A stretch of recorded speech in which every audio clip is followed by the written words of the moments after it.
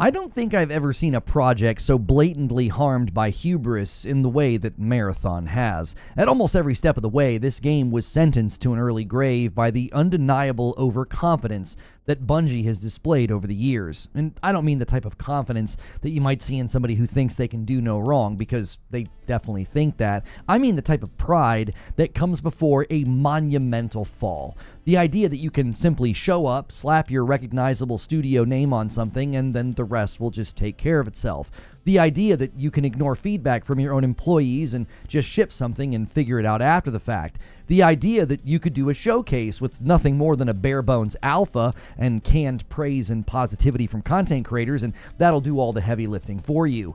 And the boldness to think that you can make that alpha public and it'll convince everybody that they were wrong about your game. It really is special and ready for prime time. This is all topped off by the stunning arrogance to think that you can steal artwork from someone, blame it on a mythical former employee, minimize how much you stole, and then just press on with releasing something that is so clearly destined for failure. But hey, you're Bungie. You can do no wrong. There's a lot to break down here, but I really think this is going to go down as one of the most self-inflicted failures that we have ever seen, outdone maybe only by Concord. And before we get into everything, if at any point in this video you like what you hear, remember to hit like and subscribe so you can get more of my content.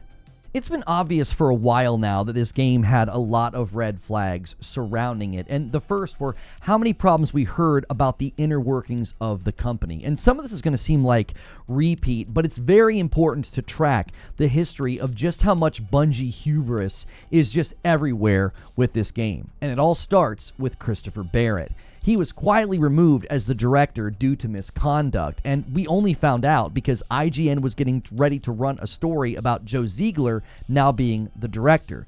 You see, they changed directors and didn't tell anybody, and for 9 months, nobody knew what was really going on. That, again, is just Bungie hubris on display. They don't think they have to let anybody know what's going on, and apparently not even staff.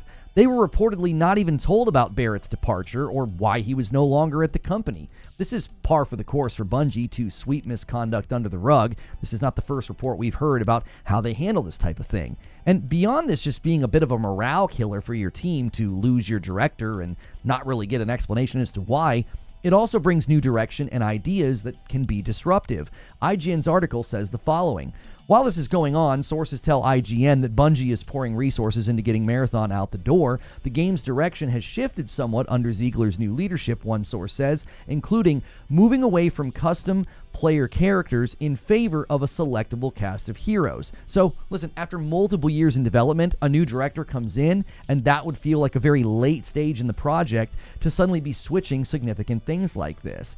Even if you argue that it was a better decision or it was better for the game, it would still be very disruptive to the creative process. More than that, it was at this time that we learned why they were pouring so much into getting Marathon out the door. From the same article, within the company, there's a growing expectation that senior company leadership will leave in droves in summer of 2026 when the final payouts from Sony acquisition of the company take effect. With this in mind, there is a strong push to get Marathon out the door before then and let whoever takes the reins after that worry about how it's sustained.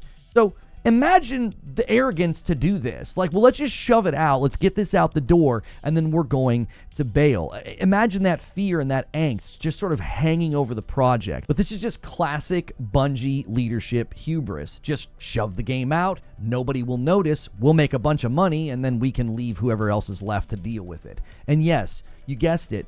There is more just recently. A brand new report just dropped in the wake of the stolen artwork controversy, and it claims leadership ignored warnings from the devs about this game's chance of success. GamePost.com has an article titled, Bungie Leadership Ignored Marathon Devs' Repeated Warnings and PvE Requests, new report says. And according to the report, an inside source at the company, quote, developers at Bungie have been voicing concerns about Marathon's core direction for at least 5 years. Now, really let that settle in. This wasn't like a Monday morning quarterback where a dev suddenly chimed in and said, yeah, I don't think this is going to work. They've been bringing up concerns for 5 years, almost the entirety of the project's life at the company. And when you look at how the group dynamic at the company received that feedback, well, the pieces start to fall into place. Here's another quote. Many repeatedly stressed that the game needed a PvE component, but senior Bungie leadership, described by some as the good old boy group, often brushed off these warnings and requests. And there it is. That group of the old guard or the old uniforms achieving some level of saint status at the company, and they just ignore consistent feedback. As I said, hubris is what killed this project from the very beginning all the way to these recent developments. And according to similar reports, the morale at the company is in a freefall. Insider Gaming states the following: employee morale at Bungie is currently in freefall and the vibes have never been worse. Everyone has the same concerns about what happens to Bungie as a studio if Marathon bombs, which is something they absolutely cannot afford. This all sounds very familiar. Back when the layoffs happened due to Pete Parsons' poor leadership and decision-making, driving the company into the red, which is why they had to lay people off, the morale at the company plummeted, and he got to keep his job even though he was the reason the company was where they were. And here we are again, with history repeating itself. Drunk on hubris, leadership ignores 5 years of feedback, they set a project up for failure, and when it's teetering on the brink of destruction, the company morale takes a nosedive, and the leadership's just planning on apparently bailing after the thing gets shipped. But the crown jewel of Bungie hubris has to be how the stolen artwork has been handled. So in case you missed it, a substantial amount of artwork and art assets were stolen, one for one, from an artist named Anti-Real. And the way Bungie handled this has been nothing short of pathetic, embarrassing, and dishonest. First, they used their smaller Twitter accounts to respond to this mere hours after it went viral and it picked up traction, and they claimed the following. We immediately investigated a concern regarding unauthorized use of artist decals in Marathon and confirmed that a former Bungie artist included these in a texture sheet that was ultimately used in-game.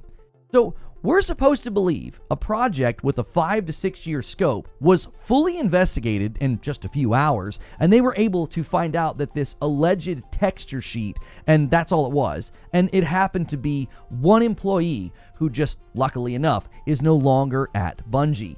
These assets are everywhere, and I have to agree with the following tweet. This person says, it didn't stop at her posters. They deliberately co-opted her design language and musical style. They stole her entire creative identity. The one aspect of Marathon that everybody praised was its art direction, and that's exactly what they took from her.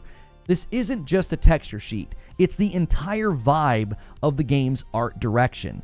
Their website, their marketing materials, trailers, color scheme, even the cinematic that everybody praised, well, it's all interwoven with the work that they stole from her.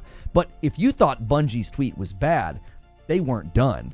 They went live on Friday, May 16th for an AMA, and they had the art director, Joe Cross, speak directly to the art theft. And they once again minimized what had happened as something that happened in, quote, early development, and somebody checked in these stolen art elements on a decal sheet, and it was icons and text elements that ended up in the alpha build. And they said there was absolutely no excuse for this oversight. So first and foremost, this is not ownership or accountability. It is a cowardly buck pass where all they're really admitting that they're guilty of is having an oversight. And again, it has to be restated. Minimizing this to just icons and text elements is incredibly misleading and disingenuous. But this is the hubris of Bungie. They think that you're stupid enough to believe this. They think we're all too dumb to see how far-reaching the impact of their theft truly is. And they also think that we're gullible enough to believe the classic, oh, it was a former employee excuse. Let me get this straight. A former employee selected art, icons, and style that was so good and so awesome, it's interwoven into the entire vibe and art direction of your game, and then they're no longer at the company? Sounds like they did really great work with the way that the assets have been used. Now, some have speculated, well, maybe they wanted us to think that this was Christopher Barrett, right? He did this and then now he's no longer there. But they described the former employee as an artist. And honestly, Chris Barrett was the director. He wouldn't have been doing this. It wouldn't have been under his purview. This is something that somebody in the art department would be working out. Like, I don't know, the coincidence that the current art director of Marathon, who read their PR-approved statement, also follows the artist on Twitter who was stolen from. But this is just how Bungie operates. This is just one more time they got caught doing something wrong, and their instinct is to minimize and mislead, leaving the ultimate question just sort of hanging in the air. What happens now? I have been predicting for a while, then I honestly think this is going to happen even more now, that the game was going to get delayed, and then that delay would turn into an indefinite shelving, and the game would just never see the light of day. But it sort of feels on brand for the hubris of Bungie leadership to just shove this out in September and just think it'll all come together in that final moment and it'll somehow be a roaring success. There's a lingering thought that Sony is going to step in and take over. Many people have speculated about that, which I think that is entirely possible. I want you to think about everything that Sony is seeing reports of. First, you have leadership reportedly ignoring 5 years of feedback. We already know that Sony doesn't think that fondly of Bungie leadership and accountability and all of that in comments they've made in earnings calls. So they're now seeing this project is set up to not do that well, and you ignored your devs' feedback for 5 years. You've got like a good old boy set up at the company where if you're not a part of that cool group or that old group that you can't really be taken seriously. That's terrible for game development. Then, on the heels of all of this, you've also got a showcase of what was basically an alpha. You walked out into the public with an alpha, and that was what your showcase was about. You honestly thought that was going to wow people. And then you were so confident in that, you made your alpha public, and then that got a very muted response as well. And now the stolen artwork with your embarrassing response, and the artwork is so heavily embedded that their efforts to quote-unquote scrub it, that might prove more difficult than it's worth. Sony's going to see all that stacking up and might say, all right, we got to step in here at some degree, like if they're able to basically take over. Because I think Sony wants the studio name, and I think they want the Destiny IP.